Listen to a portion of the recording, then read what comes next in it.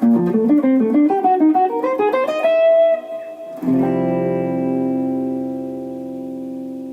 guys, in this video I'm gonna go over 3 different ways that you can play your arpeggios in so that you can add some larger intervals and get some new melodic ideas into your lines. So the idea is, I'm gonna assume that you already know arpeggios, so that you know that this is a B flat major 7 or this G minor 7 arpeggio, and you already use those, but whenever we play them, we're playing them as stacked thirds, and that works fine, but it's only one way of doing it, and sometimes you want to have a different flavor or you want to have a different sound in your melodies, and one way we can do that is to play the arpeggios from chord voicings. So in the beginning line I played on the 2-5-1 in F major, so on this progression I start off with this arpeggio, and you might know this better as this chord. So that's just a B flat major 7 in a drop 2 voicing. And they work really well as arpeggios as well. So what I'm doing in the line is of course just to play that voicing, then I play a C and then I play a quartal voicing, and then to play on the C7 altered I'm playing first an E flat minor and then an A flat major triad, and then I'm resolving to the 7th of F major 7. So the idea is that these drop 2 voicings make really good arpeggios, and they have a large range. They are like bigger intervals, so 5th, then you get a 3rd, and then you get a 4th, and they all kind of have that in them. So you get some larger intervals in your line, and you can make lines with a larger range, which is also something that can be kind of nice to have, because it sounds a little bit more dramatic if you're starting low and go really high. So what you can do if you want to check these out, just to technically be able to play them, because they're like one note per string, so they can be a little bit difficult, is to take one string set and then just do all the diatonic chords as arpeggios. So if I do this for this F major scale and then start on this B flat, you would get an exercise like this.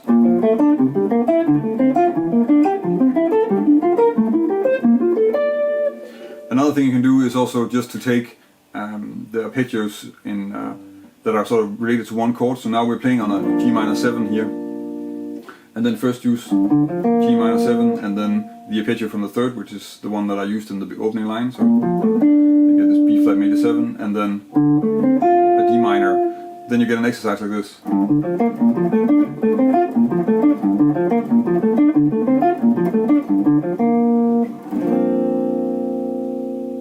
So to give you another example of a line you can make with these drop 2 voicings, here's another 2-5-1 in F.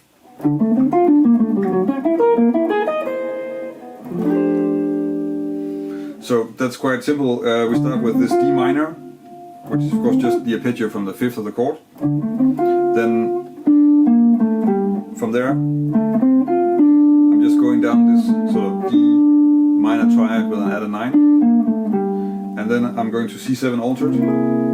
On the C7 also I'm using 2 drop 2 voicings. So I'm first using the one from the tritone substitute, so that's an F sharp 7, and then I'm using this voicing which is like a B flat minor 7 flat 5 with an 11 instead of the 3rd. So you get this line, and then I'm resolving that to the 5th of F major.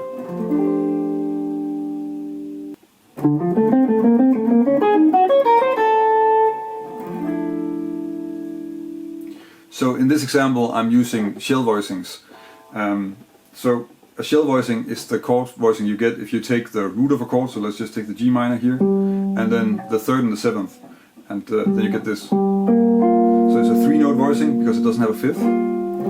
Of course you can also invert it so that you play root, 7th and then 3rd, but I'm not using this right now, mostly because they're a little bit more difficult to get to make sense melodically.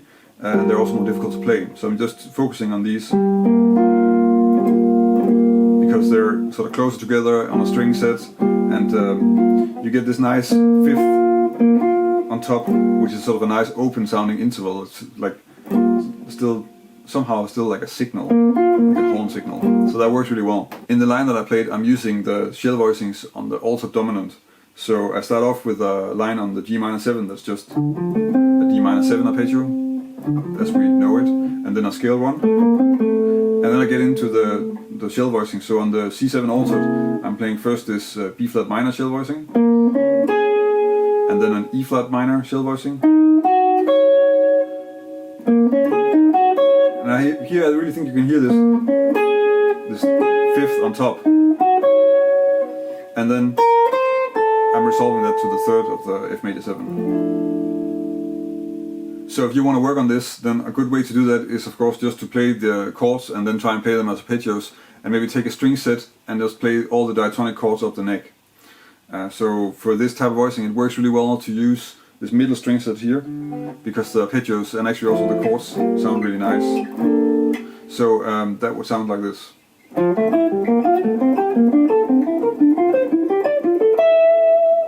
Another way you can work on this is to take a set of related arpeggios like I did on the Drop2 Voicings, and then work on that, and then you get an exercise like this.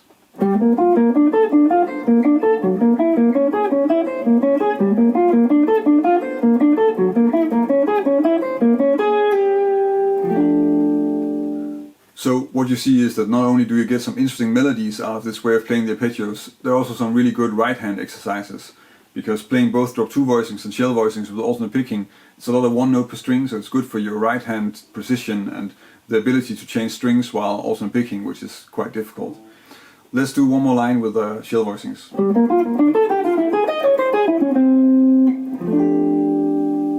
So with this line, I'm starting with an excerpt from the exercise that I just did. So I'm first using the G minor 7th shell voicing. On the next string I'm using the B flat. Then I'm making a small scale one. And then from the E I'm using another shell voicing, because on C7 altered, then the E major 7 shell voicing sounds really good. So and then down the scale, and then down in D flat minor triad, and then resolving to the 5th of F.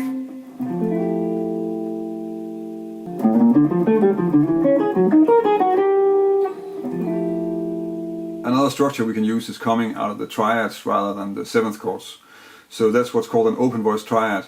An open voice triad, just to cover that quickly, is the same as what you get when you're using a Drop2 technique on a triad. So if I have a B flat major triad in the second inversion here, and I take the second highest note, so the B flat, and drop that down an octave, then I get this. And that's an open voiced B flat major triad. If I play that in inversions, then you might get something like this. And you can of course also check that out in diatonic chords along the neck.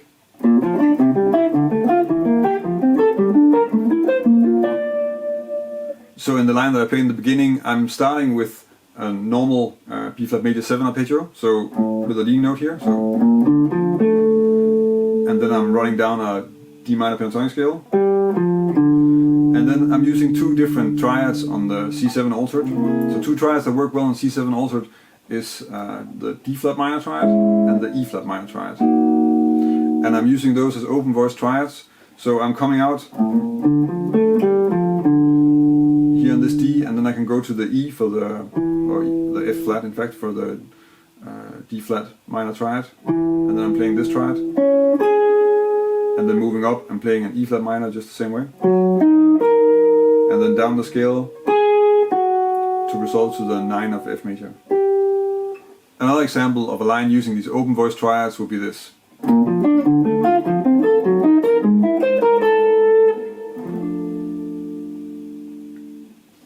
So what I'm doing here is that I'm first just playing the B flat major, which works well on the G minor, and then I'm moving up to D minor, and then I'm taking that even further, I'm moving it up to an F major triad, so we get B flat, D minor, and F major over this G minor chord. And then on the G flat 7 or the C7 altered, I'm first playing this E flat minor, and then an E augmented